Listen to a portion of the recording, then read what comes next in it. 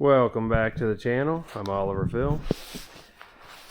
Today gonna get a little bit started on the G1355 Cummins swap. Got the engine there, and I've been thinking about this and talking with a couple friends of mine, and no harder than it is. Put a stand underneath here, and on these 1355s and the 2150 whites, these side frames just bolt on. It's pretty easy. I'm just going to go ahead and take these steering lines off, and I will pull the front axle out from under it, leaving just the bell housing here. That way we'll get this cleaned up, change the throwout bearing, and I'll yank this rusted battery box off. I think I have a couple more of those. If not, I'll make a new one. And then that way we can test fit this adapter plate. Then we'll get this adapter plate on the back of that Cummins. Let's see here.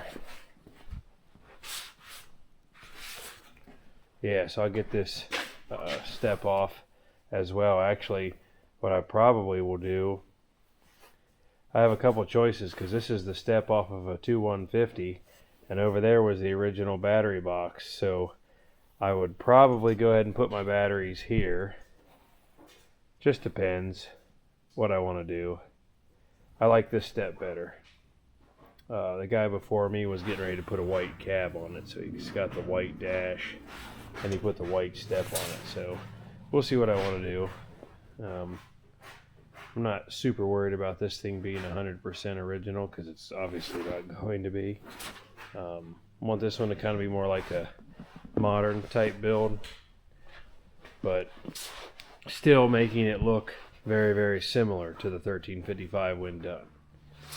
But like I said, I'm going to put white fuel tank fenders on it, and I'll paint the sheet metal on that yellow. And yeah, so I'm excited to kind of get this thing apart and get it going. So I'm going to get you set up here. So first thing we'll do, this step out of my way, which it needs some work too, but I might have another one that's in better shape. But either way, I like this better. Be a good step getting up on. So we got 9/16. And grab my air.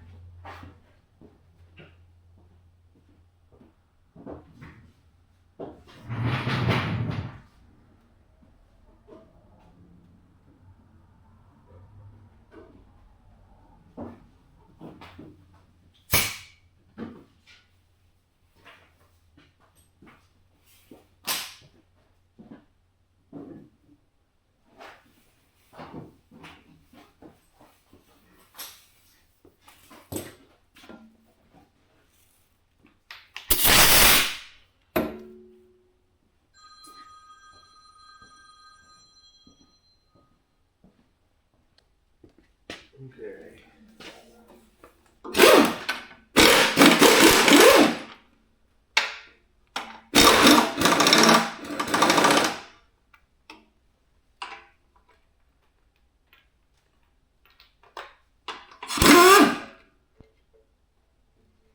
Got two 9/16 headed 3/8 bolts here. And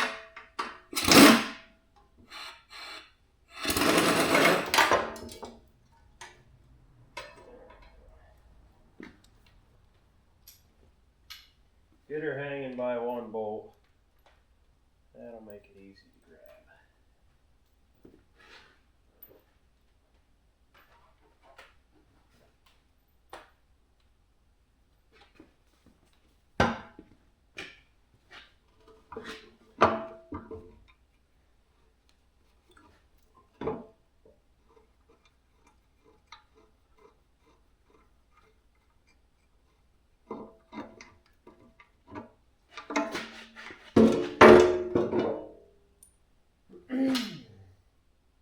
do some repairs to this. I'm going to leave these bolts out because that's what we're going to do, is take this front frame off.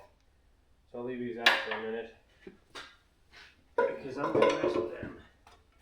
This will probably go outside because it needs some work.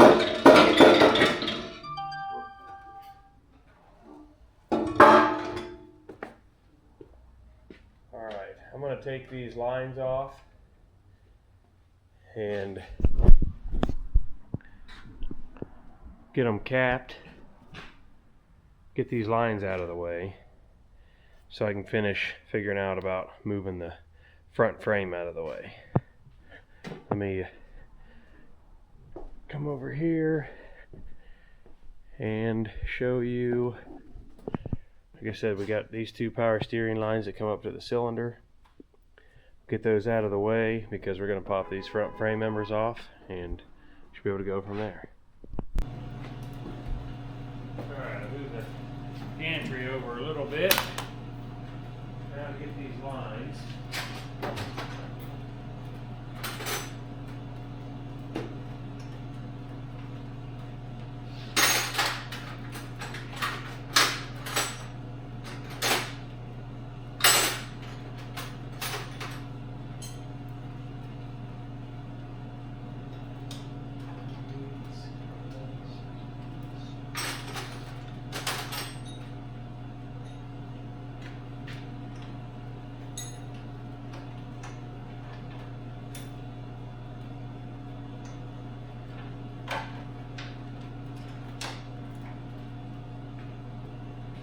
Then I'll go ahead and pull them off here.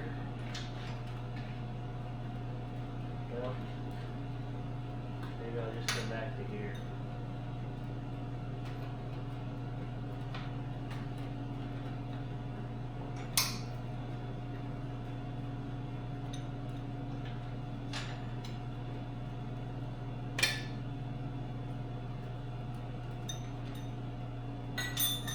Of course, we're going to get some fluid.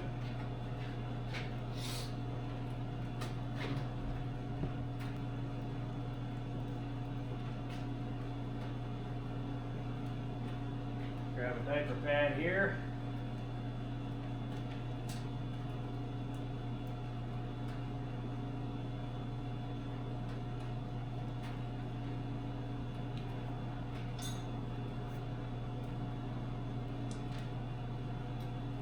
Put the cap over the cylinder.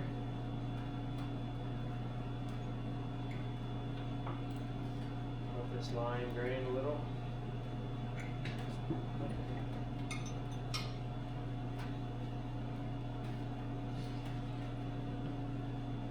Be a good time to change all the fluids in the tractor as well during this project once everything gets back together.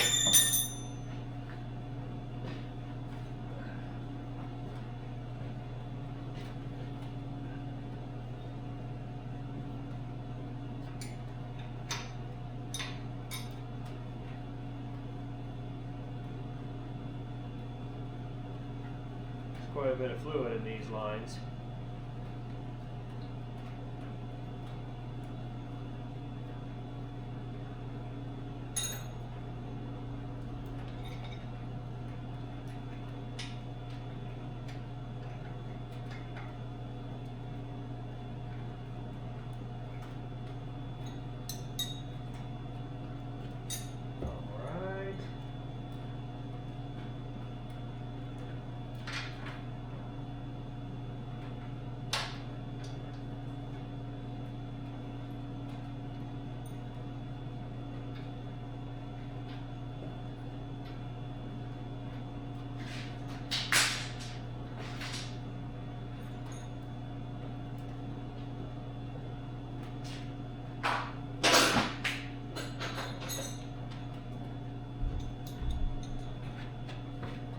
Bad.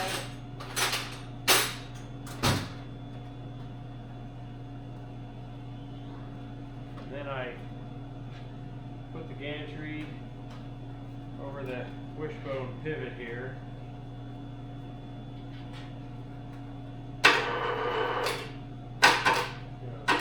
Put a little bit of tension on it.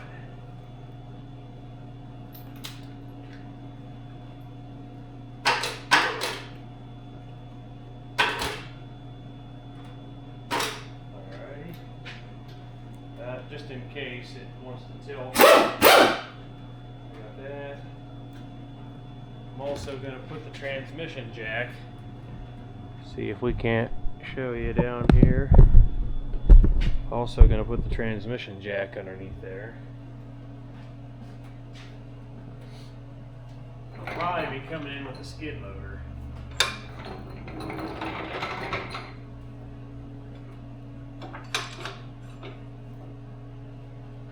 To grab this forklift or skid loader, whichever one.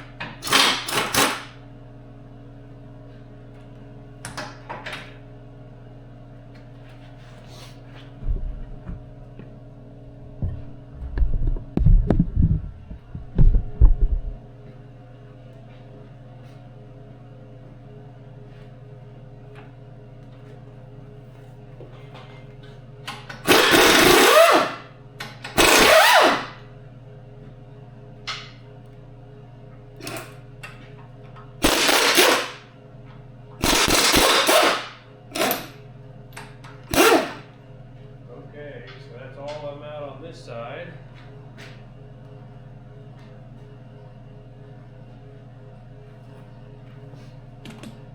This is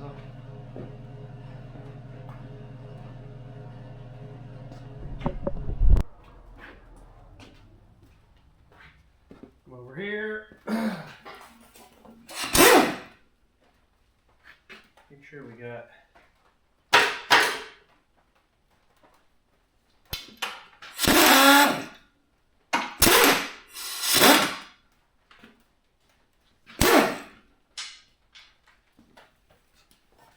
okie.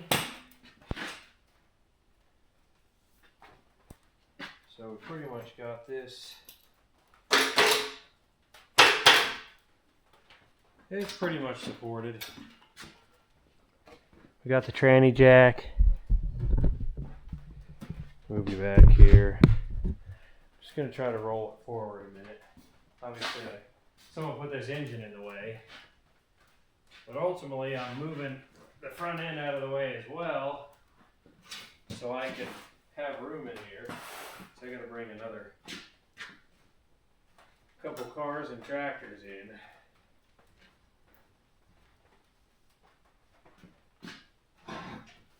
Yeah, there's that awkward, wants to just flip over.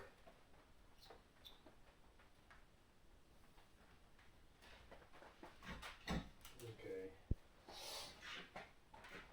I'll put a bolt here.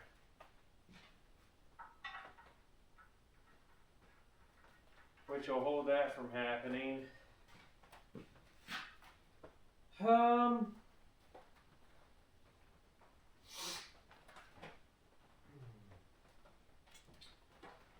what I'm going to do now is get the skid loader, get it in here, and get this moved out of the way. Probably come in, move this engine, and come in the front with the forks and get this out of the way.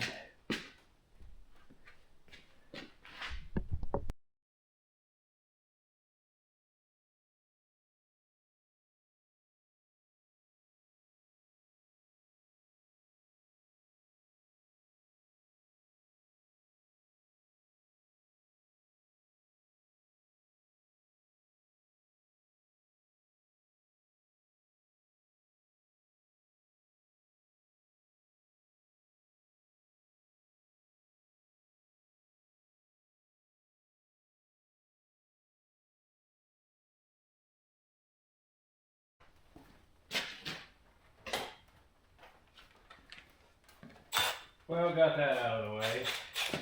It is a little awkward when you're taking it out.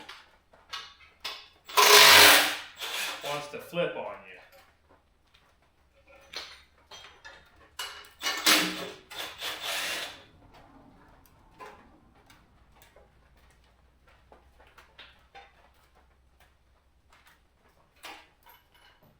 What I'm doing real quick here is getting rid of this battery box, which you can see, like most of them, has seen better days. I'm going to invest my time in the step, and that'll be it.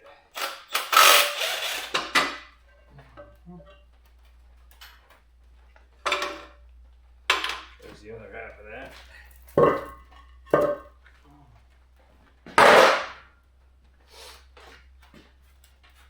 Look at that. These were known to be real heavy tractors. This is going to be one of the lighter ones out there.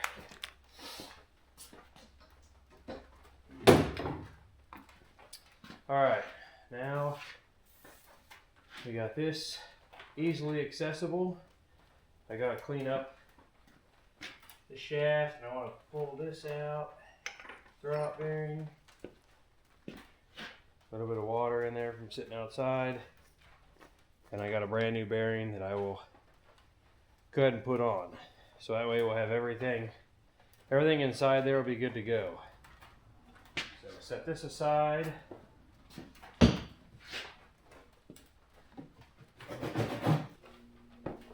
So I wire brush threads a little bit, buffed all this down smooth. Gonna take a look at this adapter plate.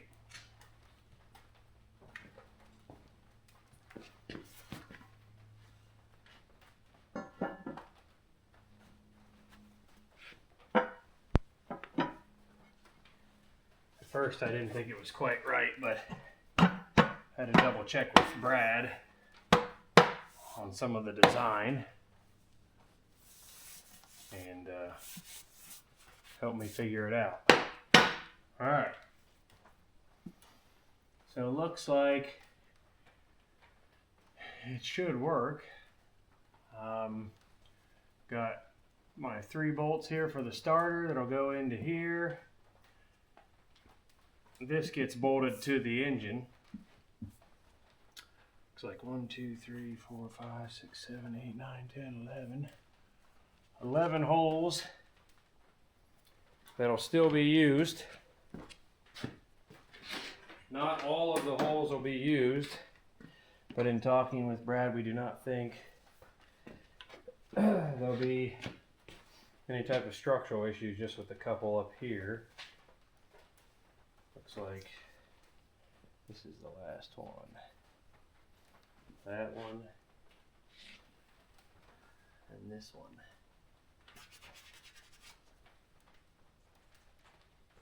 Okay, so I'm gonna chase all those holes, and then I'll have to get the engine. The dowels fit good. I don't know if you guys can see all that, but it's gonna work out pretty nice, and it is definitely stout plate. So I'll get this off if I can. Stuck on the dowel a little bit, but you want those tight.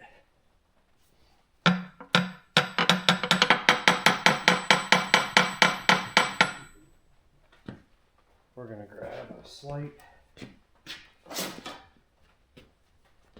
pry bar.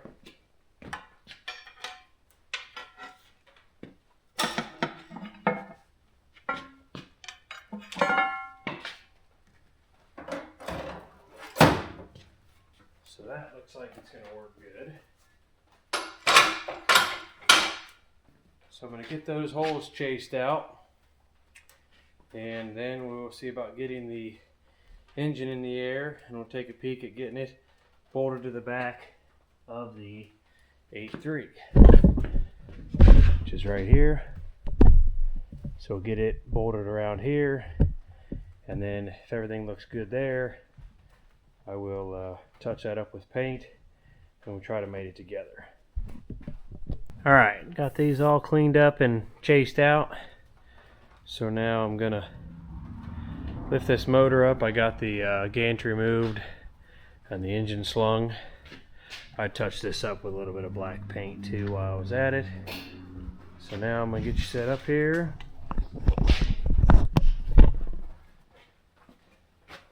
And see if we can't get it out of this stand.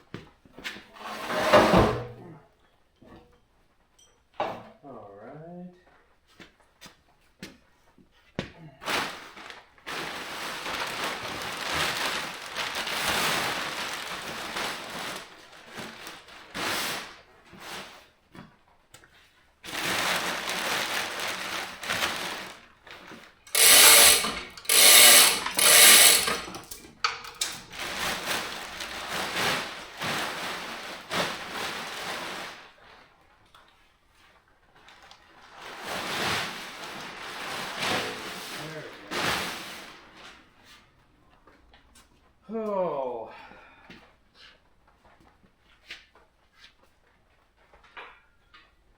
See if I can't move this back some.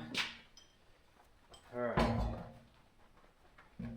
And the other thing that we're going to find out is if this mid-sump oil pan is going to work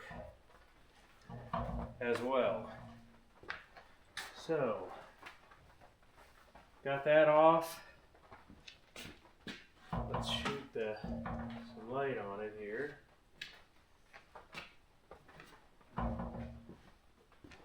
I'll set this down slightly.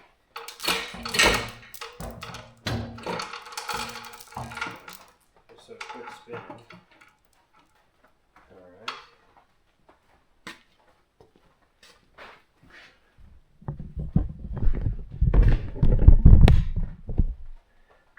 Okay.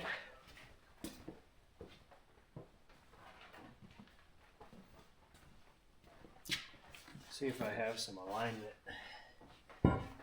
studs.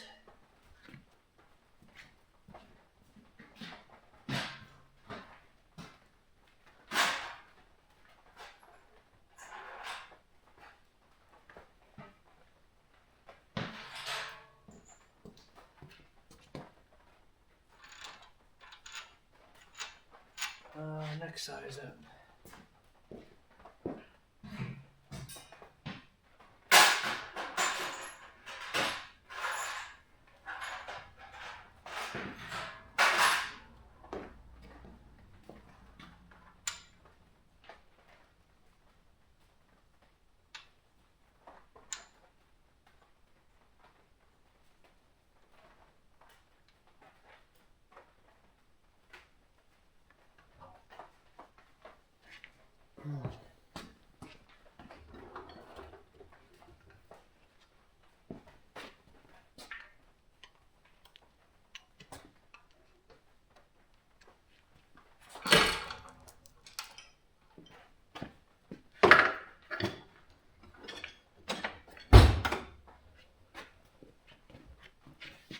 And we're doing just a tick.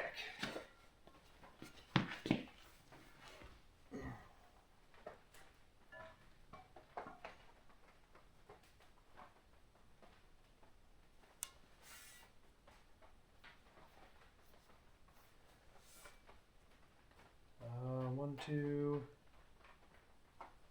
This looks like 1, and then there's the alignment maybe.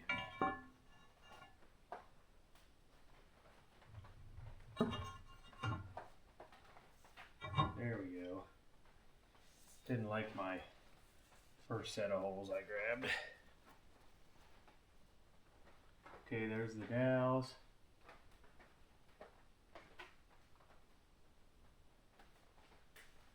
Looks like she'll fit just fine.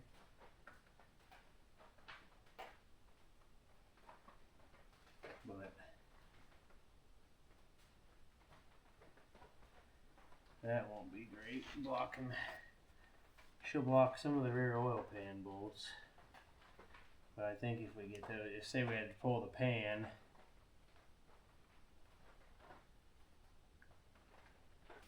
that plate will be in the way.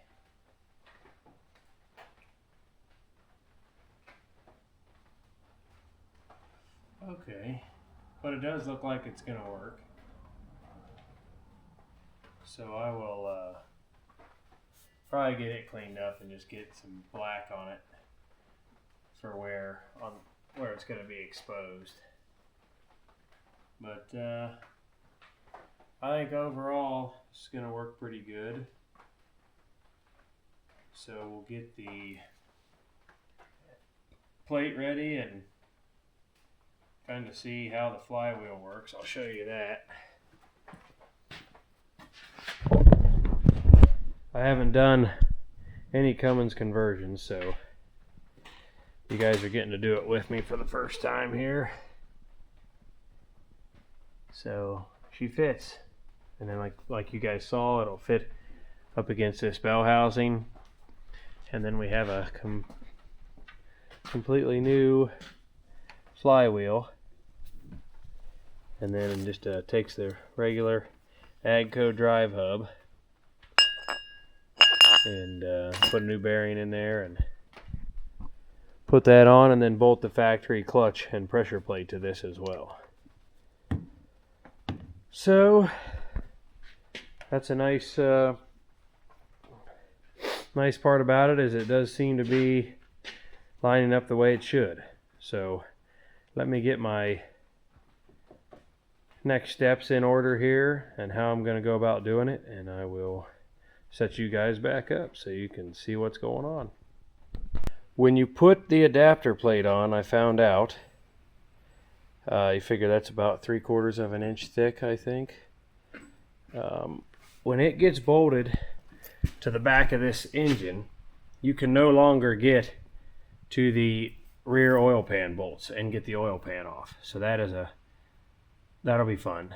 Not a big deal. There is some stuff. I'm going to go ahead and pull the head on this motor. And I'm going to replace in a number 6 sleeve and piston. So I'm going to go ahead and won't be able to go any further on the adapter plate and bolting it to the transmission like I was going to do. So that way it held the engine so I could work on it. What I'll do is I'm going to lift it up and utilize this stand here. Lift it up, pull the pan, set it back down. Then I'll go ahead and pull the motor, not the motor, but the head, and work on it right here. So that just changes the process. Then once I'm done with going inside the motor and get that put back together, then I can put the adapter plate on and bolt it up. And then we'll bring the front frames back in, each side of them, and slowly start fitting them. And then I had to also get, this is a center sump oil pan. I had a heck of a time finding one, but I did find I needed to do a rear sump oil pan because of the frame of that front axle coming back to like that little wishbone pivot. This will hit. So I just want to point that out. A rear sump oil pan is definitely needed. And I'll show you guys a video of that later. And then I'm also going to move on to, for now, building the custom wheels for the back of this and setting fuel tank fenders on and seeing how they go. So this had the big fat wide tires on it, 23 134s I think, and they were solid steel wheels. So what I'm doing, with the help of a good friend, we're gonna just make steel wheels for this. That way I don't have to find the cast centers and the wedges and spend the money or get them shipped, and this is just a lot easier. So made a template. Let me find it. Hello, Aspen. Here's the template. So what I got to do is try to fit this on here, and it looks like from plasma cutting it I need to clean up the center a little bit. but the lug holes look good. So then once this center fits on there, then I'm going to cut out 3/8 thick steel plates and weld them into what used to be T-rail duals, so I can put 18 4/38s on this. So let me get this cleaned up and we'll try to fit this again and double check to make sure this is good. It was way cheaper to print out a little template like this before we went full bore. And then I measured my offset because I'm putting fuel tank fenders on, and I'll get them bolted in here. I went and looked at my 2255 to see where they sat. Utilizing the 2 holes, it only stuck out about a 1/2 inch past the pad, but then I took a piece of steel here and went all the way to behind the axle and came up with 16 inches. So that's going to go to where the face of the rim is going to go. So that will help me know where to weld them into the rims. So once that's done, we'll sandblast those and get them painted and put some tires on it. And that'll allow me to, if I have to, wheel this thing around. Obviously, my skid steer will be in the front, but this currently has 3 remotes. I plan on keeping the 3 there, but back here still is okay. We tested it, but I got a lot to do. But focusing on getting it onto its own 4 wheels again and getting the engine in will be the big priority. I do believe I can run the factory fuel tank, but I won't test fit it until the block's bolted up, and then I will tie in. Here's the fuel lines. I will tie in the factory fuel tank fenders. So right here, where Aspen is doing an inspection on them. You checking them out, Aspen? She's doing an inspection on the fenders. So these are, for those of you that don't know, the same fuel tanks as the Olivers used, just with different sheet metal for the white. So these are off 2150, perfectly fine for me. Pretty straight and clean. The silver will be taken off and we'll paint that prairie gold. I'll leave the rest of the body black. So I'm going to have the fun time of getting these bolts out from being seized in here, because I need to move them up 1 hole to kind of be centered. So then we'll get those put on and get all that plumbed in, so she'll have plenty of fuel. Well, let me get the inside of that circle cleaned up from the slag on the plasma cutter, and then we'll try fitting that ring again.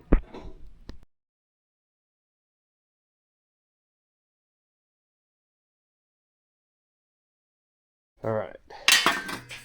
Also, these holes we just did for 1 inch, we're gonna do a lot tighter around the 3/4 inch bolts. But it looks like I still can't quite get it over the lip. Only half of it goes over the lip. So what we'll do is we'll just take another 1/8 inch off the inside diameter. And then, let's see here. Yeah, the holes are right on the money. So what we'll do is we can just get those a hair larger than 3/4, give them a little bit of room, but want them as tight as possible. So yeah, that'll work. I will get some video of plasma cutting those and getting those welded in. Probably, hopefully in this first clip. So we will catch up with you here in a minute on the next project with the fenders. Alrighty, got the T-rail duals prepped. We're gonna get we had gotten the rings off that were over here.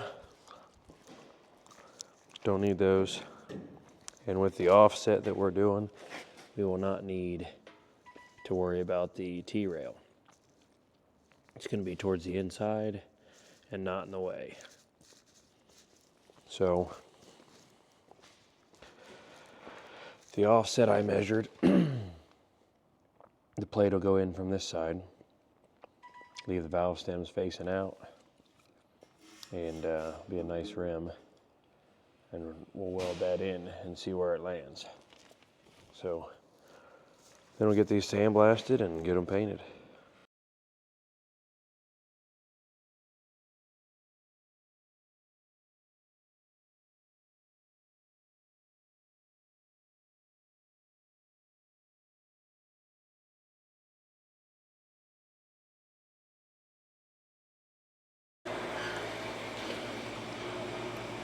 All right, this is what it looks like. Because we got a 17-inch wheel between here and here. So when we measure, coming from the back side, we can put it from the back up to here. About that 13 mark gives us some room for the tire. So we'll get the plate ready to cut and get some pictures of that and try to get them set in, get them trued up, and get them welded. Got the program loaded, 3/8 thick steel plate, and we'll see what it looks like here.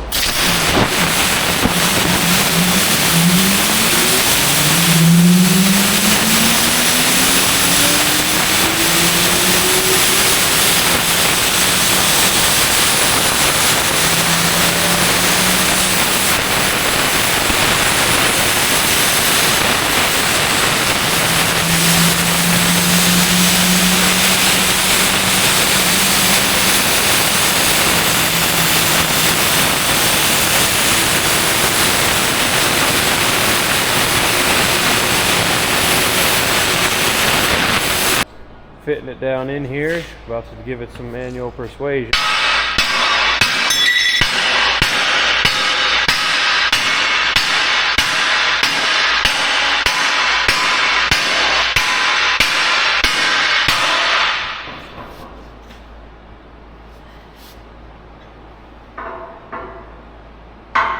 We already have pre-cut chunks of steel between the floor and this plate.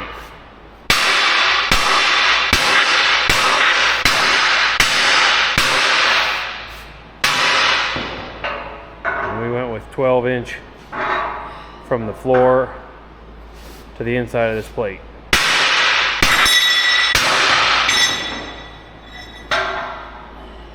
That'll give us 4 inches to play with in between the fender tanks and the rim and tire.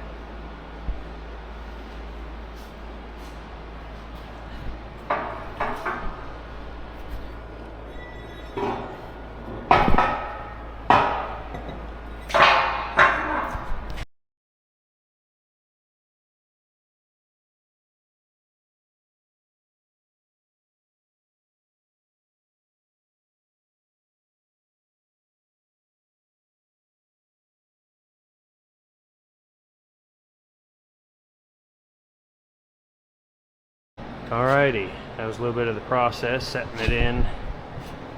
Got them both tacked. They look good. So now I'm going to go ahead and get them welded, both sides.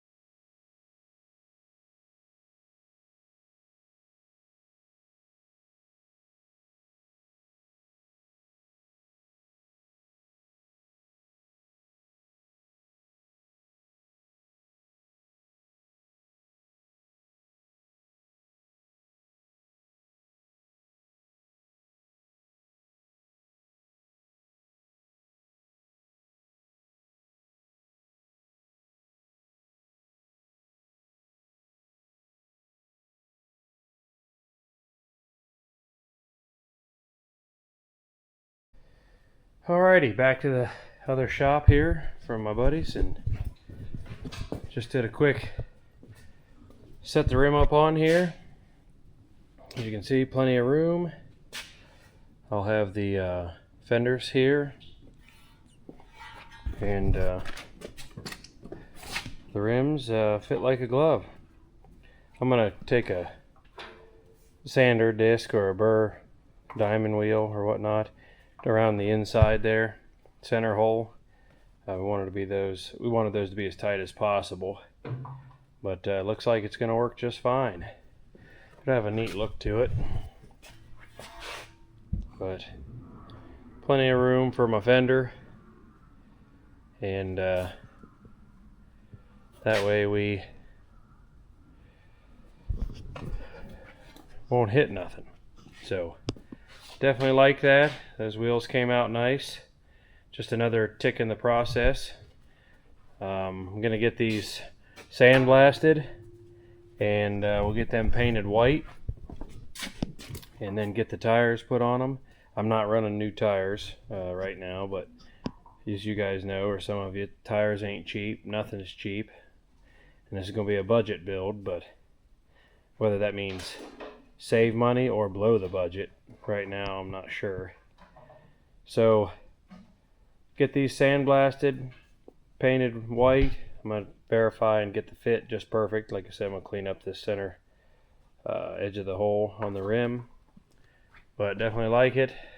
And then I'm going to disassemble the fender tanks so I can get the risers freed up and move those up another section. So see how that goes.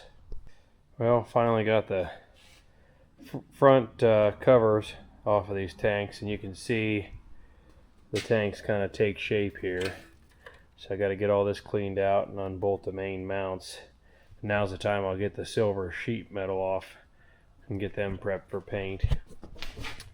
But this is probably going to be enough for this video, part 1. I also ran the metal fuel line for the Fender tanks. Here's the left one. I got to get it secured. It runs around, and then it'll have a bracket off the back, hold on to the line, and it runs around to the right rear, where we have a 37-degree male JIC that'll come out, and it'll go over into this tank, and then it's rubber hose that goes up to the front.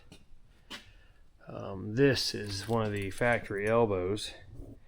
So I have all these new, but you have an elbow, and then inside there, not sure if you can see it, is the factory one-way check valve that you need in those fuel tanks for them to work properly. So I'll go over all that as well when that's time. And just side note, for those of you that don't know, here is your breather filter under your seat, and it actually is a little filter element. I do stock these. They are a little pricey, but you can still get them. I think now you might only be able to get the one, but well, there was a thinner and a thick, and there are little filters under these. But just a little side note, easy to get to, the seat's not on it. So pretty happy about all this progress so far. Appreciate all the views and the likes, and if you haven't already, hit that subscribe button. A lot more to come on this project, and we'll keep rolling, but I think this is enough for part 1. Thanks for watching. I'll catch you on the next one.